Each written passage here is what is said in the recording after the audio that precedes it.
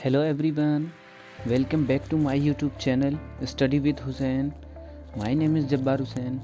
तो आज हम बात करने वाले हैं एरिथ्रोपोइसिस के बारे में। एरिथ्रोपोइसिस क्या है, तो आज हम इसी चीज़ के बारे में बात करने वाले हैं। तो प्लीज़ वीडियो को बिल्कुल स्किप मत कीजिएगा, पूरे ध्यान से देखिएगा। अगर बिल्कुल भी स्किप आपने अगर कर दी तो आपसे बहुत इम्पोर्टेंट चीज़ छूट जाएगी। प्लीज़ स्किप मत कीजिएगा और हमारे चैनल को ज़रूर सब्सक्राइब कर लीजिएगा और बेल आइकन ज़रूर दबाइएगा ताकि आने वाला नोटिफिकेशन आपको मिलती रहे।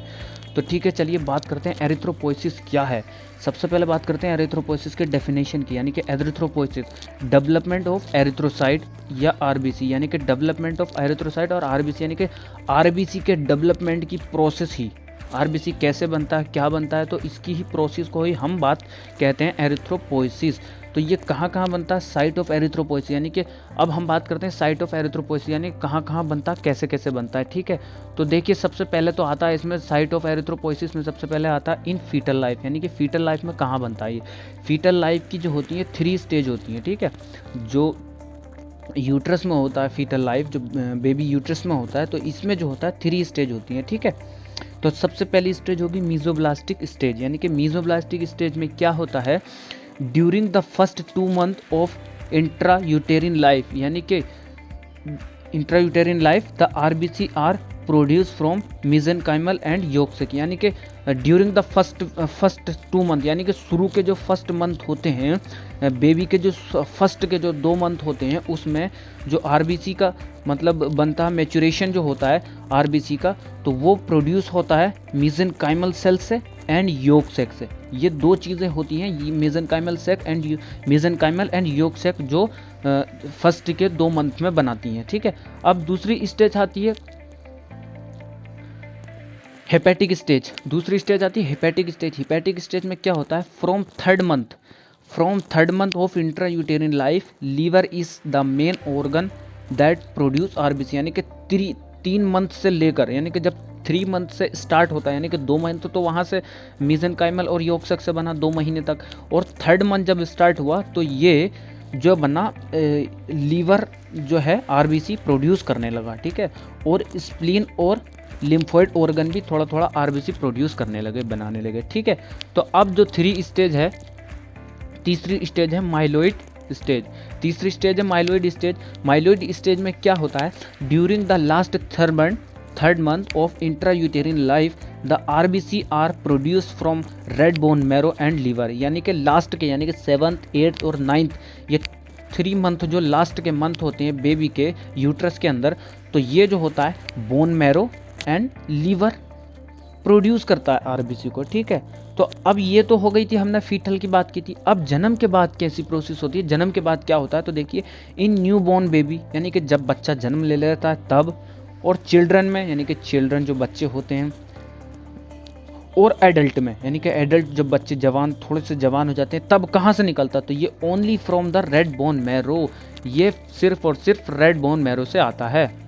अब हम यहाँ देखते हैं कि प्रोसेस ऑफ एरिथ्रोसाइट, एरिथ्रोसाइट की प्रोसेस क्या है, कैसे कैसे बनती है, क्या प्रोसेस है एरिथ्रोसाइट की। तो सबसे पहले हम बात करते हैं स्टीम सेल।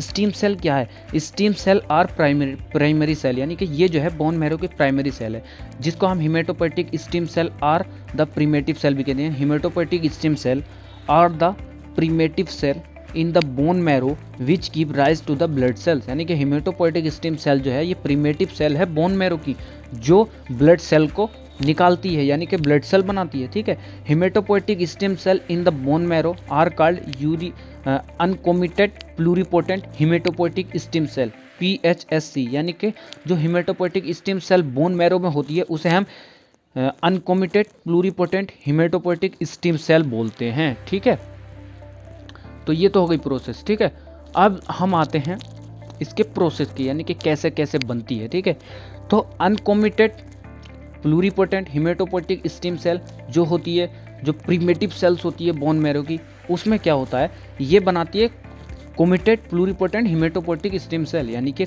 अनकोमिटेड से आएगा कोमिटेड की तरफ को, यानी कि कोमिटेड प्लूरिपोटेंट हिमेटोपोएटिक स्टेम सेल आएगी। बहुत ध्यान से देखिए, ये बहुत डिफिकल्ट है, तो ये देखिए कोमिटेड प्लूरिपोटेंट हिमेटोपोएटिक स्टेम सेल जो कन्वर्ट हुई वो हुई तुम्हारी लिम्फोइड स्टेम सेल में और कॉलोनी फॉर्मिंग ब्लास्टोसाइड में। अब लिम्फोइड स्टेम सेल क्या बनाएगी, ये हम बात करेंगे। और ये बनाएगी कॉलोनी फॉर्मिंग ब्लास्टोसिस्ट, ये क्या बनाएगी, कैसे बनाएगी, इसकी हम बात करेंगे। ठीक है, तो देखिए ये जो है लिम्फोइड स्टेम सेल जो है लिम्फोसाइट बनाएगी। लिम्फोसाइट जो होती है ये कैसे बनाएगी हम आगे देखेंगे। अब ये जो है कॉलोनी फॉर्मिंग ब्लास्टोसिस्ट जो है ये बनाएगी colony forming unit erythrocyte, colony forming unit granulocyte and monocyte, colony forming unit megakaryocyte, ये सेल्स बनाएंगी। तो ये अब सेल्स जो होंगी ये कैसे कैसे बनेंगी, तो इधर हम देखते हैं। देखिए ये कैसे बनेगा, इधर हम देखते हैं। ठीक है, तो कॉलोनी फॉर्मिंग यूनिट जो होगी तुम्हारी रेटिकुलोसाइट बनाएगी, यानी कि कॉलोनी फॉर्मिंग यूनिट से रेटिकुलोसाइट कैसे बनेगी इसकी हम आगे बात करने वाले हैं। तो बहुत ध्यान से देखिएगा। Colony forming unit granulocyte and monocyte जो होंगी ये दो प्रोसेस बनाएंगी, ग्रेनुलोसाइट और मोनोसाइट। यानी कि ग्रेनुलोसाइट कौन कौन सी होंगी, न्यूट्रोफिल, बेसोफिल, इस्नोफिल, ये तीन तरह की जो सेल्स होती हैं इनमें ग्रेन्यूल्स प्रेजेंट होते हैं।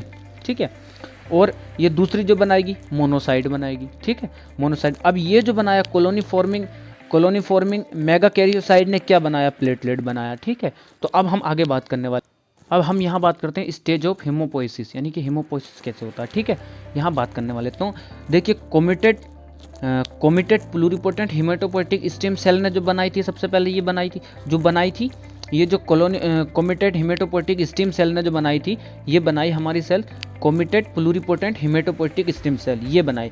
तो अब जो होगी committed pluripotent hematopoietic stem cell जो होगी ये कन्वर्ट करेगी टू टाइप की सेल्स में, colony forming blastocyte and lymphoid stem cell. Colony forming blastocyte number first और नंबर 2 लिम्फोइड स्टेम सेल। ठीक है, अब यहाँ पर हम देखते हैं कि ये जो है कॉलोनी फॉर्मिंग ब्लास्टोसिस्ट, यानी कि ये कॉलोनी फॉर्मिंग ब्लास्टोसिस्ट जो है ये तीन तरह की सेल में डिवाइड हो जाएगी। कॉलोनी फॉर्मिंग यूनिट एरिथ्रोसाइट में, अभी इधर जो देखा था हमने पीछे, कॉलोनी फॉर्मिंग यूनिट मेगाकैरियोसाइट में, कॉलोनी फॉर्मिंग यूनिट मेगाकैरियोसाइट जो है ये दो सेल्स डिवाइड करेगी, दो सेल में डिवाइड करेगी। बहुत ध्यान से देखिएगा, डिवाइड करेगी माइलोब्लास्ट में एंड मोनोब्लास्ट में, माइनोब्लास्ट में और मोनोब्लास्ट में। माइनोब्लास्ट में कन्वर्ट होगी और मोनोब्लास्ट में कन्वर्ट होगी। ठीक है, तो ये तो हो गई। अब इधर सेकंड नंबर पर जो ये डिवाइड हुई थी लिम्फोइड स्टेम सेल, पहले लिम्फोइड स्टेम सेल की बात कर लेते हैं। लिम्फोइड स्टेम सेल जो होगी लिम्फोब्लास्ट बनाएगी, लिम्फोब्लास्ट बनाने के बाद लिम्फोसाइट सेल्स बना देगी। ये इसकी तो प्रोसेस हो गई, ये हो गई पूरी प्रोसेस। ठीक है, इसकी पूरी प्रोसेस हो गई, लिम्फोसाइट बना देगी। अब हम इधर देखते हैं। ठीक है, अब हम इधर पहले देखते थे एरिथ्रोसाइट कैसे बनेगी। ठीक है, एरिथ्रोसाइट कैसे बनेगी, यानी कि कॉलोनी फॉर्मिंग ब्लास्टोसिस्ट है, कॉलोनी फॉर्मिंग ब्लास्टोसिस्ट जो बनाएगी कॉलोनी फॉर्मिंग यूनिट एरिथ्रोसाइट बनाएगी और कॉलोनी फॉर्मिंग यूनिट मेगाकैरियोसाइट बनाएगी, colony forming unit granulocyte and megakaryocyte बनाएगी। तो अब हम देखते हैं कॉलोनी फॉर्मिंग एरिथ्रोसाइट की प्रोसेस सबसे पहले। तो कॉलोनी फॉर्मिंग यूनिट एरिथ्रोसाइट की सबसे पहले प्रोसेस होगी ये कि प्रो एरिथ्रोसाइट बनाएगी, फिर अर्ली नॉर्मोब्लास्ट बनाएगी, फिर इंटरमीडिएट नॉर्मोब्लास्ट बनाएगी, फिर लेट नॉर्मोब्लास्ट बनाएगी, फिर रेटिकुलोसाइट बनाएगी, फिर ये बनाएगी एरिथ्रोसाइट, यानी कि आरबीसी। ये पूरी जो मैच्योर आरबीसी कैसे बनेगी, पूरी बन जाएगी। ठीक है, अब इधर देखते हैं कि ये मेगाकैरियोसाइट जो है, ये मेगाकैरियोसाइट डायरेक्ट क्या बना देगी, प्लेटलेट बना देगी। ठीक है, तो अब हम इधर देखते हैं ये। ठीक है, अब ये जो है colony forming unit granulocyte and megakaryocyte, granulocyte and monocyte, ये जो बनाएगी ये हमारी बनाएगी माइलोब्लास्ट एंड मोनोब्लास्ट। माइलोब्लास्ट बनाएगी, मोनोब्लास्ट बनाएगी। अब माइनोब्लास्ट में क्या क्या बनेगा, माइनोब्लास्ट में बनेगा प्रोमाइनोब्लास्ट बनाएगी, प्रोमाइलोब्लास्ट, ये जो माइलोब्लास्ट बनेगा, फिर माइलोब्लास्ट जो बनाएगी ये प्रोमाइलोब्लास्ट बनाएगी। अब प्रोमाइलोब्लास्ट जो होगी ये तीन भागों में डिवाइड होगी, बहुत ध्यान से देखिएगा, न्यूट्रोफिल माइलोसाइट, इस्नोफिल माइलोसाइट एंड बेसोफिल माइलोसाइट। ठीक है, अब ये बेसोफिल माइलोसाइट ये किस चीज में कन्वर्ट होगी, ये न्यूट्रोफिल माइलोसाइट में हुई, ये न्यूट्रोफिल मेटामाइलोसाइट, इस्नोफिल मेटामाइलोसाइट, बेसोफिल मेटामाइलोसाइट। ठीक है, अब ये मेटामाइलोसाइट जो होगी ये डायरेक्ट मेच्योर न्यूट्रोफिल बना देगी, मेच्योर इस्नोफिल बना देगी एंड मेच्योर बेसोफिल बना देगी। ठीक है, तो ये तो हो गई पूरी माइलोब्लास्ट की बात। ठीक है, जो हमारी जिसमें क्या बोलते हैं ग्रेन्यूल्स प्रेजेंट होते हैं, प्रोमाइलोब्लास्ट में ग्रेन्यूल्स प्रेजेंट होते हैं। अब इधर देखते हैं हम कि मोनोब्लास्ट क्या बनाएगी, मोनोब्लास्ट बनाएगी, प्री मोनोसाइट बनाएगी, फिर बनाएगी मोनोसाइट। ठीक है, अब हम इधर देखते हैं कि चेंज ड्यूरिंग एरिथ्रोसाइट, यानी कि एरिथ्रोसाइट कैसे कैसे चेंज होती है, कैसे कैसे बनती है। ठीक है, तो when the cell of colony forming unit erythrocyte pass through the different stage and finally become the mature RBC, यानी कि एरिथ्रोसाइट जो होती है, कॉलोनी फॉर्मिंग यूनिट एरिथ्रोसाइट होती है, ये डिफरेंट स्टेज से पास होती है, फिर तुम्हारी मैच्योर आरबीसी बना देगी। तो during this stage 4 important changes notice, यानी कि इस स्टेज के दौरान 4 इंपॉर्टेंट नोटिस हमको देखने को मिलते हैं। ठीक है, कौन कौन से होते हैं? Decrease size from 20 micron to 7.2, यानी कि जो आरबी मैच्योर आरबीसी का जो साइज होता है वो 2.7 माइक्रोन होता है। ठीक है, और ये जो होगी फर्स्ट स्टेज में जब बनती है ये होता है इसका 25 माइक्रोन। ठीक है, तो डिसअपियर न्यूक्लियाई एंड न्यूक्लियस, जो न्यूक्लियाई होते हैं वो पहले डिसअपियर हो जाते हैं, फिर इसके अंदर जो न्यूक्लियस होता है वो भी डिसअपियर हो जाता है। फिर अपीयरेंस ऑफ हीमोग्लोबिन, हीमोग्लोबिन दिखाई देने लगता है। Change in the stain properties of the cytoplasm, यानी साइटोप्लाज्म की प्रोसेस चेंज होने लगती है। ठीक है, अब देखते हैं कि इधर स्टेज ऑफ एरिथ्रोसाइट, यानी कि एरिथ्रोब्लास्ट, यानी कि प्रो एरिथ्रोब्लास्ट जो है ये फर्स्ट स्टेज है एरिथ्रोसाइट की। तो इसमें क्या होता है, लार्ज डायमीटर, यानी कि ये प्रो एरिथ्रोसाइट जो होती है, प्रो एरिथ्रोब्लास्ट जो होती है, इसका जो डायमीटर होता है वो बहुत ज़्यादा डायमीटर होता है, बड़ा सा डायमीटर होता है। न्यूक्लियर हैज़ 2 मोर न्यूक्लिया, और न्यूक्लियस होता है इसके अंदर, और न्यूक्लियस के अंदर जो न्यूक्लियस के अंदर 2 और छोटे छोटे न्यूक्लियाई होते हैं। ठीक है, इस तरह से देखिए ये है,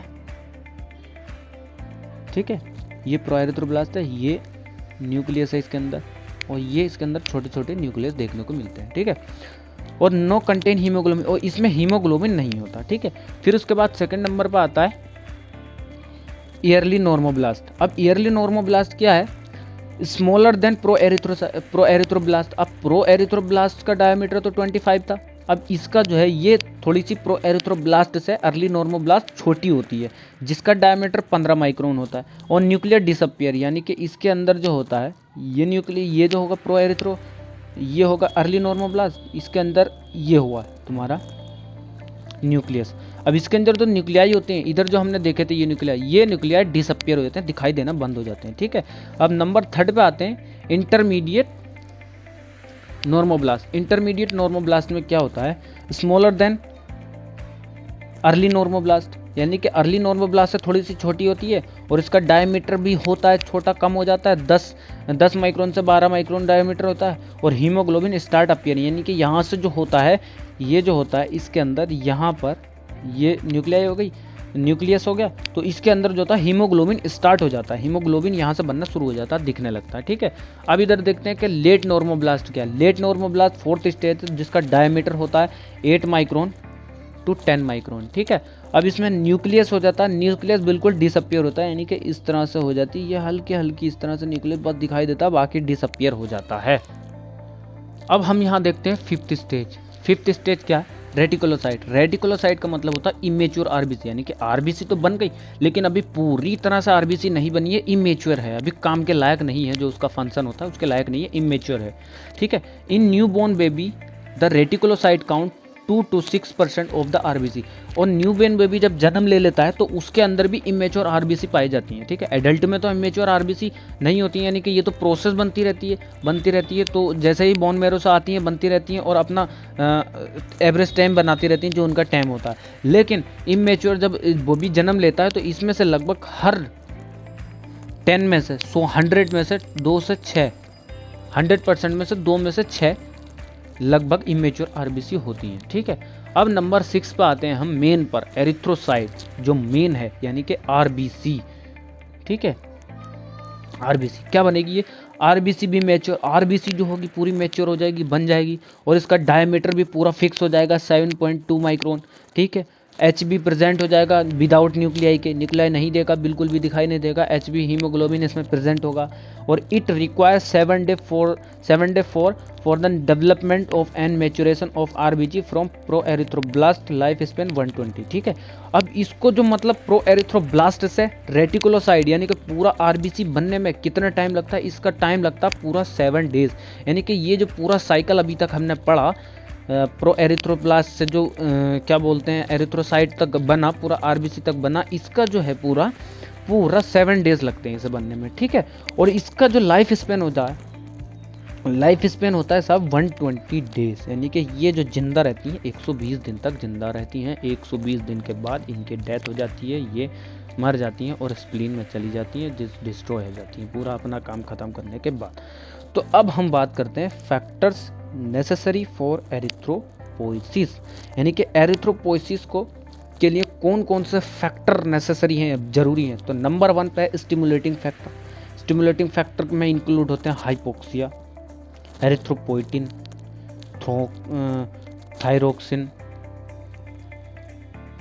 haematopoietic growth factor, vitamin B3, B6, C, D, E, ये जो हैं फैक्टर हैं। ठीक है, स्टिमुलेटिंग फैक्टर। नंबर 2 पे आता है तुम्हारा साथ मैच्योरेशन फैक्टर। मैच्योरेशन कौन कौन से फैक्टर होते हैं जो मैच्योर करते हैं पूरा आरबीसी को।